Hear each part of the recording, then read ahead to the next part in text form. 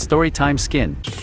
I've been a police officer for the last 28 years, and I've never thought about leaving my job until now. My partner and I got a call to check on a disturbance at one of the largest apartment buildings in our city. It was a code 3, which means every officer in the area needs to get there. It also means that whatever you're about to find will be devastating. I thought I knew that, but I had no idea just how bad it would be. When my partner and I pulled up to the building, we were the 5th car to arrive. Other officers had already made their way inside, so we went in behind them. Luckily, the call was from a first-floor apartment, and the young lady with the issue was standing in the hall talking to the other officers. She said she had come back home from a week-long vacation to find 7 different spots throughout her apartment where a red liquid had dripped from the ceiling and pool. We were pretty positive it was what we thought it was, and it was a lot of it, more than I've ever seen in my life. Some of the officers went upstairs to figure out which apartment was directly overhead and what the problem was. My partner and I stayed with the young lady on the first floor. Before that day, I thought I knew what my biggest fear was. I was wrong. 5 of the toughest police officers I know went upstairs to check out this apartment,